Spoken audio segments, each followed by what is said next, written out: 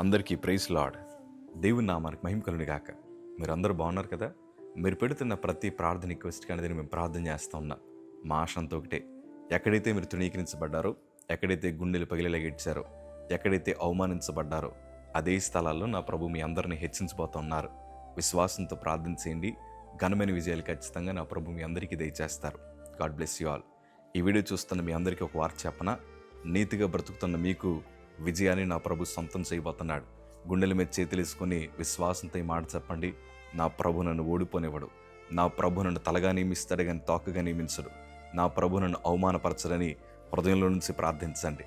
ఎందుకంటే తన పిల్లలను ఎంత మాత్రం సిగ్గుపరిచే దేవుడు కాదు. ఈరోజు నువ్వు చేస్తున్న భక్తి బహుశా నీ కుటుంబం గుర్తించకపోవచ్చు. నువ్వు చేస్తున్న ప్రార్థన మీ సంఘం గుర్తించకపోయి ఉండొచ్చు.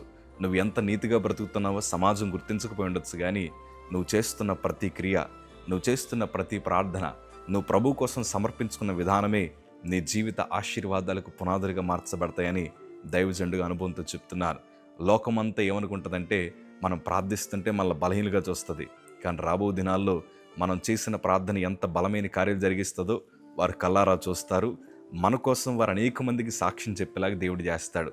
ఓడిపోయిన చోటే గొప్ప విజయాల చేత నా ప్రభు మీ అందరిని నింపుదురుగాక.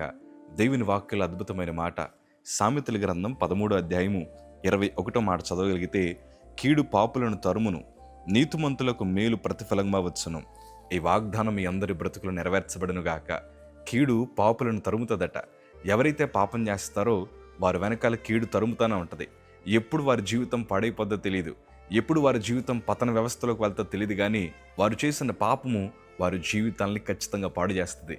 కానీ పాపంలో బ్రతకకుండా, లోకాశలు గుండెల్లో పెట్టుకోకుండా, ప్రపంచం అంతా రకరకాల విధానాలు చూపిస్తూ ఉన్నా నేను ప్రభు వైపే చూస్తాను, నాకు దేవుడు ఉంటే చాలని ప్రభు కోసం నీతిగా బ్రతుకుతున్న మీకు శుభవార్త ఏంటంటే, మీరు చేసిన ప్రతి ఒక్క భక్తి ద్వారా ఆశీర్వాదాలు మీకు ప్రతిఫలాలుగా నా ప్రభు దయచేయబోతున్నాడు.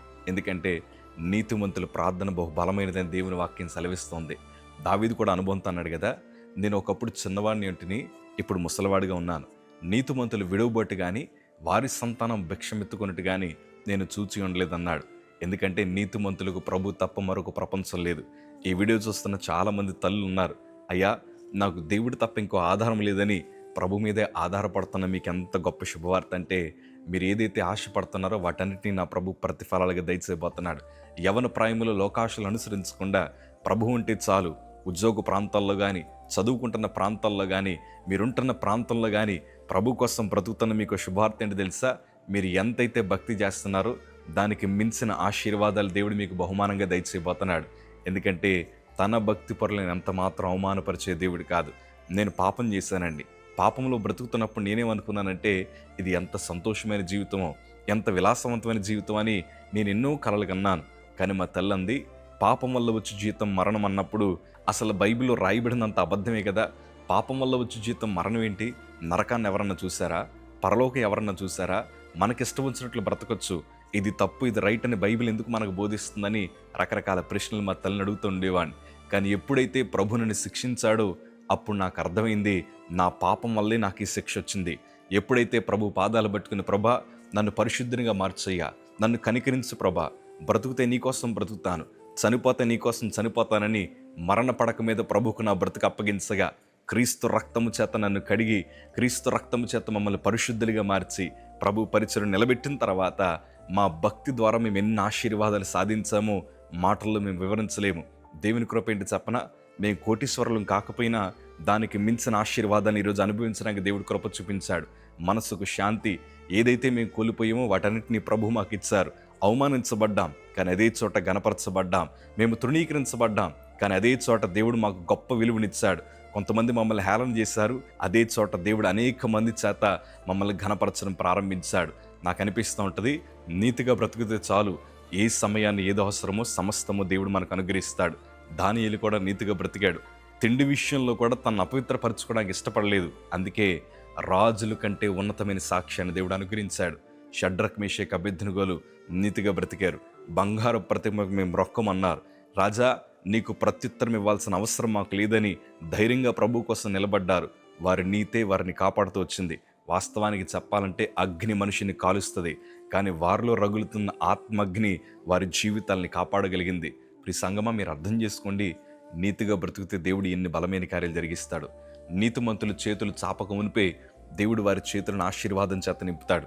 ఈరోజు నేను ఒకటే కోరుకుంటున్నాను, ఇప్పటిదాకా మీరు చేతులు చాపుండొచ్చేమో, మిమ్మల్ని పెట్టే చేతులుగా నా ప్రభు మార్చబోతున్నాడు. ఇంతకాలము సర్టిఫికెట్లు పట్టుకుని ఉద్యోగాల కోసం తిరిగారేమో, ఆ ఉద్యోగాలు మిమ్మల్ని వెతుక్కుంటూ మీ కాళ్ళ దగ్గరకు వచ్చేలాగా దేవుడు చేస్తాడు. ఇంతకాలం వివాహం జరక్క, అయ్యో వయసు అయిపోతుంది కదా, మా జీవితంలో ఇంకా సంతోషాన్ని చూడలేమేమో అని బాధపడుతున్న మీ జీవితంలో దేవుడు నూతన కార్యాలు జరిగించబోతున్నాడు. తగిన కాలం వచ్చినప్పుడు ఫలం ఇచ్చు చెట్టు వల్లే మన బ్రతుకులు ఉండాలంటే దైవజనుడు సలహా చెప్తాను, ఏ స్థలంలో ఉన్నా నీతిగా బ్రతకండి. యేసేబు బానిసగా పోయినా నీతిగా బ్రతికాడు. చూస్తున్న వారు ఎవరు లేకపోయినా ప్రభు నన్ను చూస్తాడని దేవుని వైపు చూసి నీతిగా బ్రతికాడు. వాస్తవానికి చెప్పాలంటే యేసేబు స్థాయి చిన్నదే, కానీ దేవుడు హెచ్చిస్తూ వచ్చాడు. రాజు ఉంగరం అతని చేతికి వెళ్ళేలాగా దేవుడు చేశాడు. ఏదో పేరుకు రాజుగా ఉన్నాడు కానీ యేసేబు మాత్రమే ఆ దేశాన్ని పరిపాలిస్తున్న గొప్ప నాయకుడిగా మార్చబడ్డాడు. ప్రియ సంగమా, నీ స్థితిని దేవుడు మారుస్తాడు. నీతిగా బ్రతకండి. మీ శరీరాన్ని కాపాడుకోండి, మీ హృదయాన్ని కాపాడుకోండి, మీ ఆలోచనల్ని కాపాడుకోండి. మన ఆలోచన అంతా కూడా ప్రభువే ఉండాలి.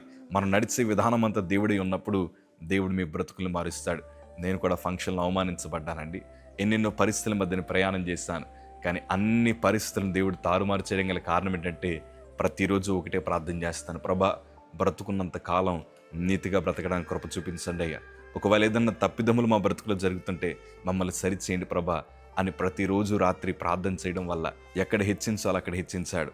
ఎక్కడ తలదించుకున్నాం అదే చోట ఘనమైన పాత్రలుగా దేవుడు వాడుకోవడం ప్రారంభించాడు.